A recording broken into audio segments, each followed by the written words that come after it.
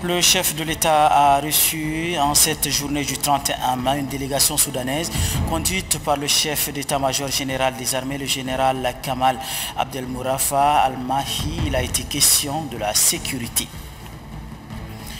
Le 31 mai, c'est également la journée mondiale sans tabac. Le tabac, faut-il le dire, est la cause de 10% de décès chez les adultes à l'échelle mondiale. La communauté internationale et le Tchad avec s'attelle pour inverser la tendance. C'est tout pour le sommaire. Bonsoir à tous et merci d'être au rendez-vous des informations sur Télé Tchad. Sachez tout d'abord que le gouvernement s'est réuni en conseil ordinaire des ministres ce jeudi 31 mai sous la houlette du chef de l'État, chef du gouvernement, Idriss Déby Itno. Le compte rendu de ce conseil de ministres à suivre dans le cours de ce journal par le porte-parole du gouvernement, la ministre des Postes, des Nouvelles Technologies de l'Information et de la Communication, Madeleine Alingui. Toujours à la présidence de la République, le chef de l'État Idriss Déby Itno a reçu en audience cet après-midi une forte délégation soudanaise conduite par le chef d'état-major général des armées, le général Kamal Abdelmaroufa Al-Mahi, représentant le ministre de la Défense soudanaise au centre donc des échanges. Toutes les questions liées à la sécurité à la frontière tchado-soudanaise. Compte rendu, Garsadim Gamnadji. Accompagnée par l'ambassadeur du Soudan au Tchad, la forte délégation soudanaise conduite par le chef d'état-major général des armées, le général Kamal Abdelmaroufa Al-Mahi, représentant le ministre de la Défense soudanais, est venue réaffirmer au président de la République, Idriss Déby Itno, la volonté des autorités soudanaises de continuer à tisser les liens de coopération dans le cadre de la force mixte tchado-soudanaise. En toile de fond, le renforcement de la sécurité aux frontières entre le Tchad et le Soudan d'une part, et d'autre part, la sécurité aux frontières avec la Libye. La délégation soudanaise a également salué le protocole d'accord entre les frères ennemis libyens paraphé à Paris en France. Pour la dite délégation, cet accord est en partie le couronnement des efforts du président Idriss Déby Itno et son homologue soudanais Oumar Hassan al-Béchir. La délégation conduite par le chef d'état-major général des armées soudanais a mis un accent particulier sur la vision commune des deux chefs d'État dans le domaine de la sécurité qui a permis d'avoir une accalmie aux frontières communes. La délégation soudanaise a été reçue par le chef d'État en présence du côté tchadien, du ministre délégué à la présidence de la République chargé de la Défense, du chef d'état-major général des armées et du directeur général des renseignements militaires. Sachez également que le ministre de la Santé publique Aziz Mohamed Saleh a pris part à Genève, en Suisse, à la 71e Assemblée générale de la santé, une session qui a vu la participation de plus de 200 délégations des États. Les assises ont mis l'accent sur la mise en œuvre de la couverture sanitaire universelle dans tous les pays. Pour en savoir plus sur les résultats de cette session, voici les explications du ministre Aziz Mohamed Saleh. Malgré les efforts importants qui ont été réalisés dans le domaine du renforcement de notre système de santé, des défis importants sont encore à surmonter. En effet, la gouvernance du secteur s'est considérablement renforcée, permettant d'établir des concertations régulières entre le ministère de la Santé publique, les autres départements ministériels concernés, les partenaires techniques et financiers et la société civile. Elle a pour conséquence directe 3 éléments essentiels en faveur de la santé. La question de la mobilisation des acteurs, des fonds supplémentaires et la coordination des financements. Concernant la mobilisation des fonds, le Tchad vient de finaliser son plan de transition polio ainsi que les possibilités importantes du renforcement de la surveillance du programme de vaccination de routine. À cela s'ajoute un plan national de développement sanitaire 3e génération 2018-2021. Ce plan prend en compte la stratégie nationale de couverture sanitaire universelle qui est l'un des engagements électoraux du président de la République, chef de l'État, Idriss Déby Itno. La mise en œuvre de la stratégie nationale de la couverture santé universelle se fera de manière synergique dans le cadre du compact de l'initiative internationale pour la santé. À ce sujet, une place importante sera accordée à une frange non négligeable de notre population, celle des nomades, des insulaires et des zones d'accès difficiles, en vue de réduire les inéquités dont elles sont victimes dans l'accès aux services et aux soins de qualité, à travers une définition des paquets selon la stratégie intégrée et multisectorielle. L'intervention du ministre Aziz Mohamed Saleh à la 71e Assemblée générale de la santé tenue à Genève en Suisse. Aujourd'hui, 31 mai, c'est la journée mondiale sans tabac. Selon les statistiques de l'Organisation mondiale de la santé, le tabac est la cause de 10% des décès chez les adultes à l'échelle mondiale. Pour stopper ce mal, tous les pays et ceux du tiers-monde en particulier, le Tchad y compris, doivent se mobiliser. Amato Yayabas. Éliminer le tabagisme nous aidera à éviter le cœur brisé. Choisissons la santé, pas le tabac. Le slogan est parlant, fort, mais aussi et surtout appelle le fumeur à une prise de conscience collective pour être à l'abri du danger mortel que représente le tabac. Malgré les effets nocifs connus du tabac sur la santé humaine, malgré les spots publicitaires décourageants montrant les dangers du tabac, la tendance n'est pas encore renversée et le tabac fait encore des victimes. L'Organisation mondiale de la santé précise que l'usage du tabac est actuellement responsable de la mort de 10% des adultes à l'échelle mondiale. C'est énorme et c'est inacceptable pour quelque chose que les fumeurs eux-mêmes peuvent éviter. Au Tchad, la prévalence de la consommation du tabac est de 20,2% pour les hommes et 1,2% pour les femmes. Selon l'OMS, les chiffres font peur et le danger est palpable. Pour arrêter les cancers tabac, le gouvernement tchadien a fait de la lutte anti-tabac l'une de ses priorités majeures. Cette volonté gouvernementale s'est manifestée par la mise en place de plusieurs stratégies développées par les autorités du pays, notamment la ratification de la Convention cadre pour la lutte anti-tabac en 2006, la création du Comité national de lutte contre le tabagisme, la promulgation de la loi 10 portant lutte anti-tabac en 2010 et la dernière en date, la loi portant ratification du protocole de commerce illicite des produits de tabac adopté par les élus du peuple. En dépit de tous ces efforts, la lutte contre le tabagisme reste un grand défi pour le Tchad, car plusieurs espaces dont des bureaux, des entreprises publiques et privées, des écoles, des restaurants et bien d'autres endroits restent ouverts aux fumeurs. Malheureusement, ils continuent toujours d'enfumer les non-fumeurs. À cela s'ajoute également la montée en puissance des chichas qui vient de gagner la conscience des jeunes garçons et filles dans les grands centres d'attraction du pays. Bon à savoir, la célébration de cette journée intervient à un moment important qui permettra au Tchad de figurer parmi les tout premiers pays à ratifier le protocole de commerce illicite des produits de tabac en vue de lutter efficacement contre la contrebande. Dans le continent africain, près de 146 000 adultes meurent chaque année de maladies liées à la consommation du tabac. Alors, vaut mieux prévenir que guérir, dit un adage. Document signé Amadiaya Abbas, l'ambassadeur de la République populaire de Chine au Tchad, offre un chèque d'environ 25 millions de francs CFA à la Fondation Grand Cœur. Il s'agit d'une contribution de l'ambassade de la Chine au Tchad pour accompagner la Fondation Grand Cœur dans ses activités. La remise de ce chèque a lieu en présence de la secrétaire générale de la Fondation Grand Cœur, Habiba Saoulba. Guéang Bengueri, reportage. 25 600 000 francs. C'est le montant d'un chèque offert par l'ambassadeur de Chine au Tchad, Wu Zi, à la Fondation Grand Cœur. Ce don de l'ambassade de la République populaire de Chine est un appui financier qui vise à soutenir les enfants issus des familles démunies à parachever leurs études, mais aussi renforcer les relations bilatérales qui existent entre le Tchad et la Chine. Un exemple de coopération apprécié par la secrétaire générale de la Fondation Grand Cœur. Avec le gouvernement chinois, le Tchad a eu une coopération des plus fructueuses. Et nous savons aussi que l'ambassadeur chinois, particulièrement, a une relation de partenariat avec la fondation des plus fructueuses. Et c'est depuis le début de la naissance de la fondation que l'ambassadeur chinois et l'ambassade de Chine et avec la Fondation Grand Cœur. Remettant officiellement le chèque, l'ambassadeur de Chine au Tchad a réitéré la disponibilité de son pays à soutenir la Fondation Grand Cœur dans ses actions pour le bénéfice du peuple tchadien.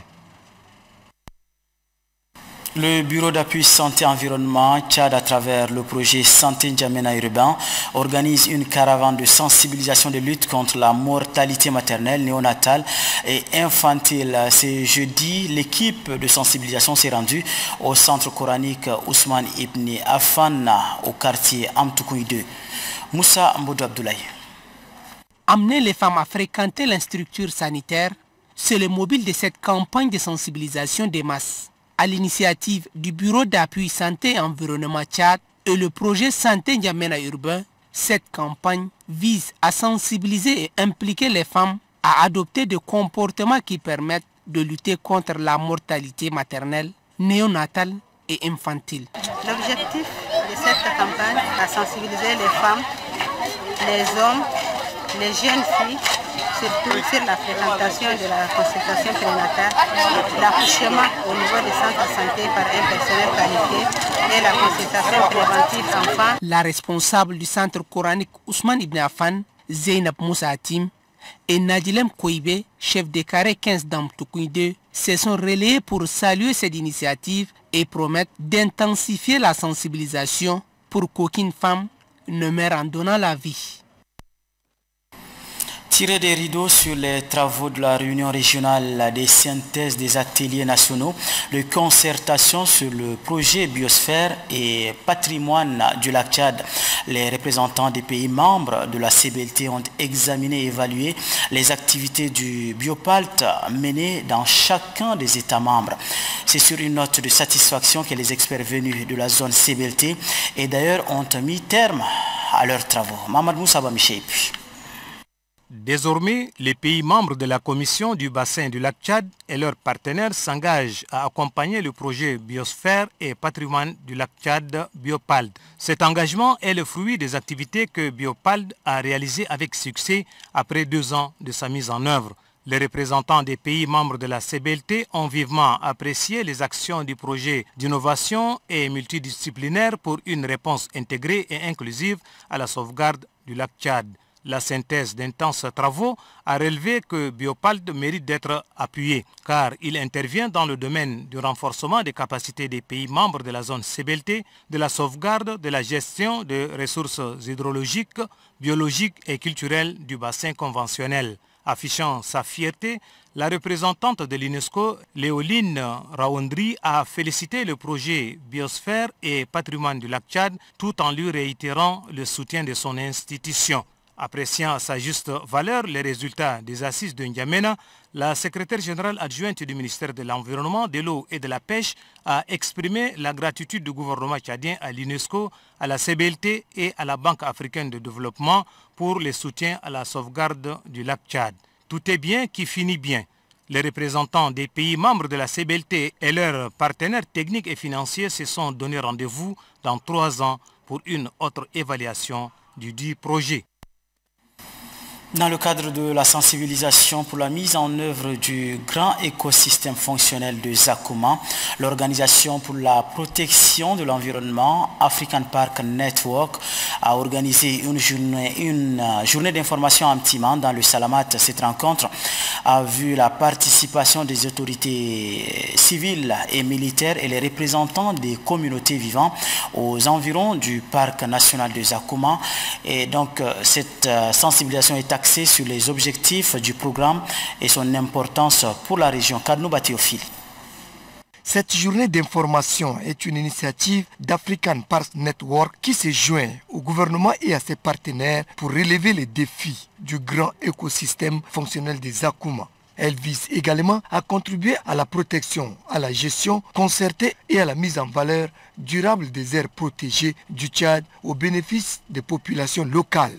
Ouvrant la rencontre, Mamad Zen El Hadi Yaya a situé que le parc national des Zakouma est un rêve qui est en train de se réaliser et prendre de l'ampleur.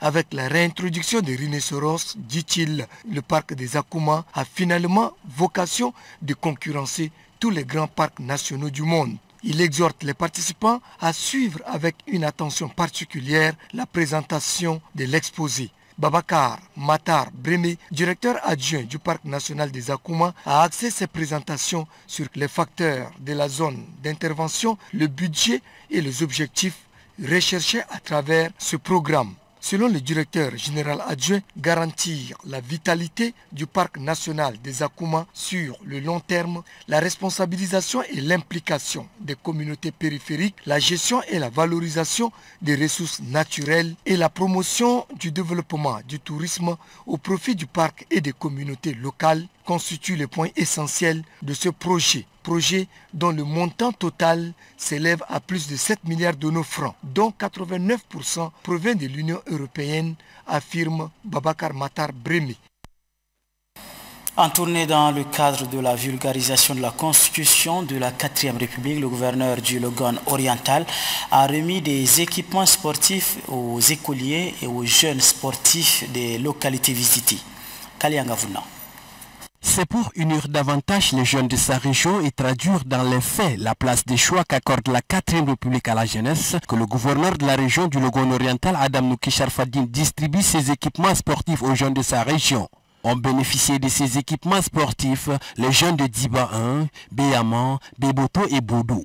En plus de ces équipements sportifs, toutes les équipes de football de ces localités ont reçu des enveloppes de nom du gouverneur. Monsieur le gouverneur, je vous remercie infiniment de ces gestes. La jeunesse a toujours besoin de votre soutien. Nous vous encourageons, nous soutenons la politique de la 4e République. Adam Nouki Sharfadine a invité ces derniers à un changement de comportement. Que les jeunes constituent le socle même de la 4e République. Ça ne serait pas une dernière action pour aider les jeunes, parce que ces jeunes constituent l'avenir du Tchad, le devenir du Tchad. Le gouverneur rappelle que toutes les associations sportives de la région du Logone oriental bénéficieront aussi de cet appui pour passer de bonnes vacances. Une mission du ministère de l'économie et de la planification du développement a sillonné quelques régions du pays pour faire la dissémination des documents de la vision 2030 et du PND 1721. L'équipe s'est rendue dans le Wadaï, le Wadi Fira et le Sila. La mouture de toutes ces activités avec Moussa Modou Abdoulaye. Pour répondre aux besoins croissants de la population tchadienne en matière de développement, le gouvernement tchadien a organisé du 6 au 8 septembre dernier à Paris une table ronde de mobilisation des ressources pour le financement du plan national du développement 2017-2021. En vue de vulgariser le PND, une mission du ministère de l'économie et de la planification du développement s'est rendue tour à tour à Béché, Gosbeida et Biltin. Différents ateliers ont été organisés dans les localités précitées. À chaque étape de la mission, les différentes couches socio-professionnelles ont été conviés à la rencontre. À cet effet, des documents ont été présentés à l'assistance. Il s'agit du document 2030, le Tchad que nous voulons, et le document axé sur le plan national du développement 1721. L'objectif principal de la mission est de diffuser les priorités retenues dans le plan national de développement 2017-2021. À l'endroit donc de vous les acteurs de développement au niveau régional pour une bonne compréhension et de vous impliquer dans le suivi de sa mise en œuvre et par ailleurs de sensibiliser également les comités régionaux d'action et de suivi sur cette mise en œuvre du PND. Le gouverneur de la région du Wadaï, Adoum Forte Amadou, a indiqué que la vision 2030 et le PND ont intégré toutes les préoccupations du peuple tchadien. Dans le même registre, le secrétaire général de la région de Sila, Mamadou Boukar Gana, et celui de la région de Wadi Fira, Ousmane Keley, ont signifié que les ateliers régionaux ont permis aux différents acteurs d'être outillés sur le devenir du pays. Le Conseil national des inventeurs et innovateurs tchadiens a lancé ce matin l'opération citoyenne en faveur de l'autonomisation de la femme et de la jeunesse. L'opération consiste à offrir de l'emploi à ces deux couches cibles dans le cadre de la production du réchaud Toumaï à pétrole Lampan. Adef Ahmad Bendrahma nous en parle. Le Conseil national des inventeurs et innovateurs tchadiens lance l'opération citoyenne en faveur de l'autonomisation de la femme et de la jeunesse. Le CONIT propose 10 entreprises clés en main de production des réchauds Toumaï dans les 10 communes d'Indiameno. Les réchauds à pétrole Lampan sera mis sur les marchés au prix subventionné par le gouvernement de 16 000 francs CFA. Les femmes et les jeunes qui désirent postuler pour leurs propres entreprises seront identifiés et enrôlés ce mois de juin. D'après le président du Conseil national des innovateurs et inventeurs, le chef de l'État a instruit le gouvernement de la 4e République d'accorder à une innovation tchadienne une subvention par réchaud Toumaï au bénéfice des populations urbaines et rurales, et ce, dans le cadre de la lutte contre la désertification. Pour nous, les inventeurs et innovateurs tchadiens, ce geste du chef de l'État, jetant les bases d'un partenariat public-privé gagnant-gagnant, est un signal fort envoyé à l'endroit de la jeunesse qui travaille, à la jeunesse qui réfléchit et qui crée des œuvres socialement utiles et économiquement rentables pour le pays. Le Conseil national des inventeurs et innovateurs tchadiens entend partager avec les femmes et les jeunes plus de 25 milliards de francs CFA de chiffre d'affaires par an, des travail équivalents à fournir.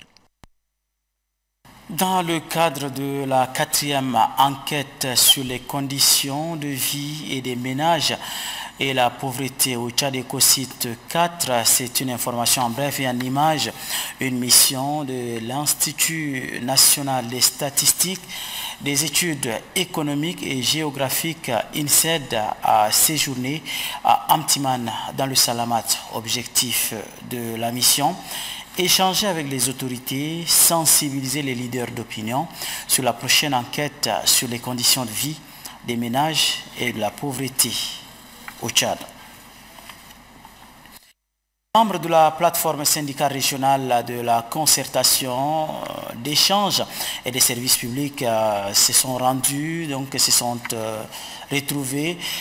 Ont retrouvé donc la secrétaire générale du département de Ouara, Neram Diker. Objectif, faire le bilan de la plateforme régionale. Reportage Gamarga Bakoumi.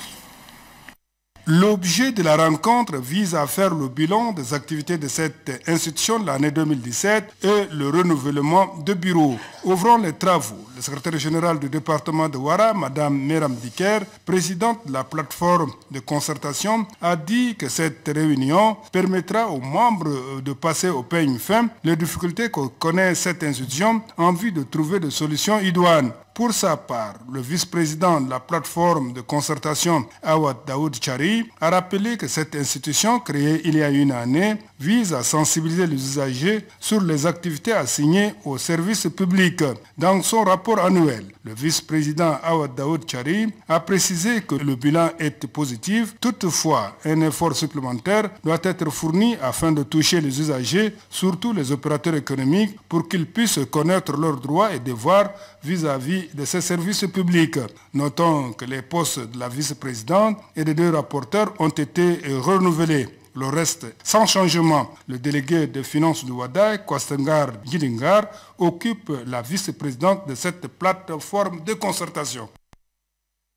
L'organisation Al-Nada pour la bienfaisance des jeunes et la femme vole au secours des couches vulnérables pendant ce mois béni de Ramadan.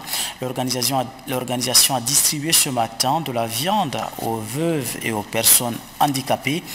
La présidente de l'organisation Al-Nahada, Mouna Mahamat Safi, a remercié l'ONG turque pour cet appui en faveur des personnes démunies. Mieux vaut tard que jamais, l'association des jeunes arc-en-ciel pour la stabilité sociale en Afrique a célébré ce matin la fête des mères, une célébration placée sous le thème la responsabilité d'une mère face aux droits de l'enfant dans la société. C'était en présence de la maire de la ville de N'Djamena, Mariam Djimeibet. Reportage Varelaj. Cette troisième édition de la fête des mères est placée sous les auspices de la première dame, Inda Déby Itno.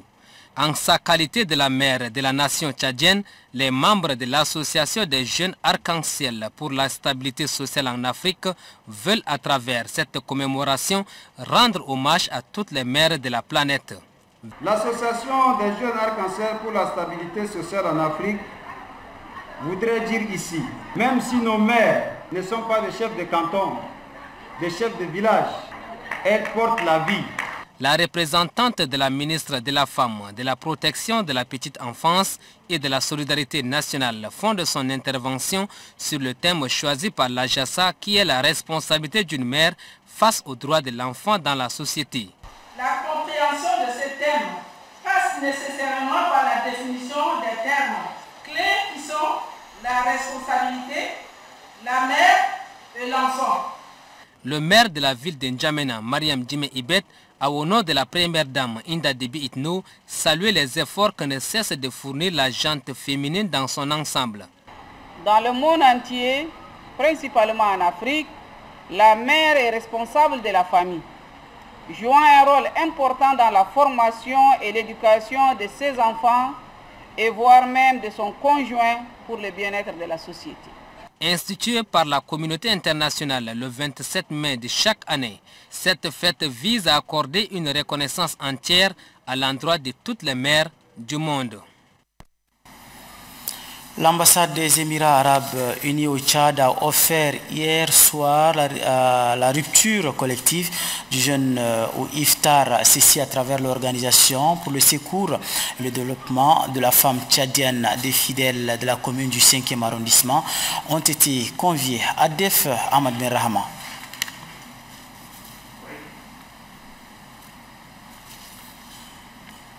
Je l'annonce.